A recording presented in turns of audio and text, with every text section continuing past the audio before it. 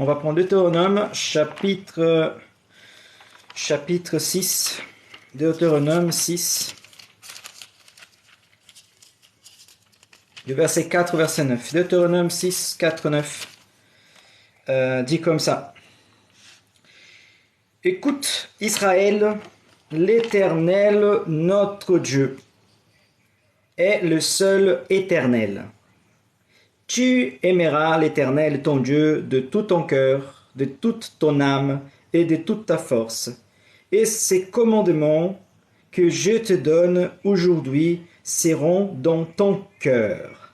Voilà, c'est un texte que nous connaissons, s'appelle le schéma. Et c'est un grand commandement. Il y avait quelqu'un qui a posé une question à Jésus en lui demandant quel était en fait le plus grand des commandements. Et Jésus, en fait, en Marc chapitre 12, verset 29 au verset 30, Jésus a donné la réponse en disant comme ça. Marc chapitre 12, verset 29, il dit comme ça. Je vais commencer à partir du verset 28 pour mettre dans le contexte. Un des scribes qui les avait entendus discuter, sachant que Jésus avait bien répondu aux Sadducéens, s'approcha et lui demanda: quelle est la première de tous les commandements? Verset 29. Jésus répondit: voici les premières. Écoute, Israël, le Seigneur notre Dieu est l'unique Seigneur. Et tu aimeras le Seigneur ton Dieu de tout ton cœur, de toute ton âme, de toute ta pensée et de toute ta force. Voici les seconds. Tu aimeras ton prochain comme toi-même. Il n'y a pas d'autre commandement plus grand que cela. Amen. Donc, nous voyons ici clairement que les grands enseignements en fait des Écritures, c'est avoir une relation avec Dieu. Et qu'on ne doit pas avoir un autre Dieu sinon celui qui est éternel.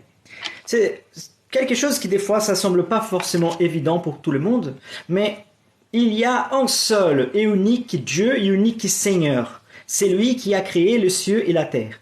Donc adorer ou à rendre culte à quelqu'un d'autre, ce n'est pas connaître celui qui est le créateur. Avoir une autre divinité devant le Seigneur, ce n'est pas reconnaître celui qui est digne en fait, de toute l'adoration. L'unique digne de toute l'adoration. Un point très important, c'est que on ne peut pas représenter Dieu, ni peu importe en fait ce que nous pouvons faire, on ne peut pas représenter Dieu, parce que Dieu, il est au-delà de toute la création et de toute l'existence. Autrement dit, il n'a rien que nous puissions faire. Il n'a rien que nous puissions, on va dire, essayer de peindre ou essayer de sculpter, qui puisse représenter d'une manière digne. Il y a l'auteur de Dieu, de son être en fait, de ce qu'il est. Raison pour laquelle nous voyons clairement Dieu interdire en Exode chapitre 20, interdire de faire n'importe quel type de représentation à son égard. Pourquoi? Parce que comme je viens de dire, une représentation, elle va diminuer ou elle va faire Dieu quelque chose d'autre qu'il n'est pas. Donc ça, c'est un point très important. L'idolâtrie, qui nous connaissons en fait de terme français idolâtrie, est que en hébreu, l'idée d'idolâtrie, c'est une idée de rendre service. Si je me rappelle bien, ça dit quelque chose de avora zara, quelque chose comme ça, c'est-à-dire rendre service ou adorer d'autres dieux. Et pourquoi c'est une erreur? Parce qu'il n'existe pas un autre Dieu, tout simplement. Donc, comment tu peux adorer, comment tu peux servir à une autre divinité si elle n'existe pas? Donc, c'est ça l'idée ici, en fait, des Écritures, quand Dieu parle avec Moïse, d'accord? Et ça, c'est quelque chose qui devrait, en fait, nous être à cœur. Quand nous pensons à idolâtrie, comme je viens d'expliquer, c'est l'idolâtrie. Donc, c'est rendre service, c'est adorer une autre divinité qui n'est pas celui, les créateurs, le Dieu unique. nous sommes en fait nous train de nous tromper nous-mêmes, mais aussi nous sommes en train de faire presque une adultère. Donc l'idolâtrie, elle est mentionnée et elle est connue dans les Écritures comme un type d'adultère et spirituel. Pourquoi? Parce que nous sommes en train de trahir Dieu avec notre divinité. C'est si important de mentionner cela. Mais les plus grands problèmes, et ça que je pense que c'est très pertinent pour nous, c'est que plusieurs personnes vont se focaliser à l'idolâtrie en pensant à une idole qui est faite par des mains humaines. Okay? Ils vont penser, ah, j'ai fait cette idole, peu importe l'image, peu importe la forme, et je veux l'adorer, d'accord? Si la personne a fait ça, ayant cette mentalité, ou demander à quelqu'un de faire, et rendre culte à cette idole. Mais les problèmes qui, pour les Écritures, l'idolâtrie, elle va au-delà de simplement avoir une idole. L'idolâtrie va au-delà d'avoir en fait un autre type d'image. L'idolâtrie, elle va dans le sens de avoir un autre Dieu ou une autre divinité dans son cœur. Ou la façon aussi de servir Dieu d'une façon erronée. Ça, quelque chose aussi important de mentionner. Parce que plusieurs personnes vont dire, ah, l'idolâtrie, c'est juste en fait adorer une autre divinité. Pas forcément. Si tu adores Dieu, en pensant que tu adores l'Éternel, ok? Mais tu les fais en fait d'une façon qu'il ne nous a pas ordonné de faire, ça pourrait être considéré au type de idolâtrie. Pourquoi idolâtrie? Parce que comme je vous avais dit, les mots idolâtrie, en fait, surtout dans l'hébreu, il vient de le mot service, ou de mot, culte, de faire adoration. Donc, tu fais aussi une adultération de la façon dont Dieu nous a demandé en fait, de les servir et de l'adorer. J'essaie de laisser la façon la plus simple et élémentaire possible pour que tout le monde puisse comprendre en fait les raisonnements où je vais venir. Donc, il faut comprendre que les contextes de l'époque, quand Dieu donne la Torah à Moïse au désert, il y avait le polythéisme était la mode. Le polythéisme était la religion de tout le monde, hein, les peuples autour d'Israël, autour de la région de l'Asie, de l'Afrique. Voilà, c'est tous en fait des idolâtres. Hein, c'était tous des polythéistes, tous des polythéistes. Donc ils avaient plusieurs divinités. Et en fait, il y avait une certaine compréhension de l'existence aussi d'autres divinités. Ok? Donc les gens, ils pensaient qu'il existait plusieurs dieux, qu'il existait plusieurs divinités, mais le Dieu que j'adore, le Dieu que je sers, c'est celui qui a créé le ciel et la terre. Un exemple. Quand Dieu vient parler avec Moïse, Moïse lui demande « Quel est ton nom ?» Et du coup, là, il va dire, l'idée va dire Yudre Vavire, ok? Il va dire, voilà, il va se présenter, je suis celui que je suis, ou je serai celui que je serai, ou je suis celui que je serai, ou je serai celui que je suis, je sais pas, et j'étais celui que je suis, que je serai. En tout cas, Dieu se présente en fait comme l'Éternel. La meilleure des définitions, donc la façon dont Dieu se présente à Moïse est je suis l'Éternel, je suis, point. J'ai pas de début, j'ai pas de fin, je suis. On ne peut pas me comptabiliser, on ne peut pas me mettre dans le temps, je suis. Mais s'il avait un seul Dieu et une seule divinité, pensons comme ça pour faire simple, pourquoi Moïse aurait posé cette question? Pourquoi en fait Moïse ne viendrait pas à l'Égypte en disant en fait je suis venu ici à la demande de l'Éternel? Donc, forcément, il y avait plusieurs divinités, il y avait plusieurs croyances. Et c'est exactement à cela, en fait, que le texte, donc, il va faire référence. Donc, Moïse, il va se présenter en disant, je suis les messagers de l'Éternel, l'unique, le plus grand, le plus puissant de Dieu. Et quand Moïse, il va parler avec Pharaon, il y va faire un confront avec une divinité, parce que Pharaon, il se considère une divinité. Il se considère en fait un représentant de Dieu en fait sur terre. Donc, pas venir à Pharaon et parler au nom de notre divinité, c'est pas une confrontation seulement politique, mais c'est une confrontation aussi religieuse, totalement religieuse et totalement aussi identitaire. Et la dispute, c'est pas seulement la dispute des forces physiques, mais c'est aussi la puissance et spirituelle. Donc, on pourrait parler même d'un type de genre de combat et spirituel ici entre Moïse et Pharaon. En fait, Dieu qui vient et qui va humilier toutes les divinités d'Égypte. Dieu va humilier tous les gens en fait qui, de certaine façon, ont humilié le peuple, son peuple pendant presque autour des 400 ans qu'ils étaient esclaves en Égypte. Ok? Donc j'espère que jusque-là tout va bien. Si jamais des questions, n'hésitez pas à les envoyer. Je vais essayer de répondre au fur et à mesure. Mais est-ce que l'idolâtrie s'agit seulement d'adorer une autre divinité? Est-ce que l'idolâtrie s'agit seulement d'avoir une image qui soit de bois, de métal? Est-ce que l'idolâtrie s'agit seulement d'avoir un autre type de religion? Est-ce que c'est ça l'idolâtrie? Est-ce que l'idolâtrie s'agit que de cela? Non. Exactement non. C'est une question rhétorique évidemment. Non. Parce que l'idolâtrie, elle est plus sensible. Et elle est plus, on va dire, et elle est plus profonde que cela. Je vais vous donner un exemple biblique. Colossiens chapitre 3, verset 5. Colossiens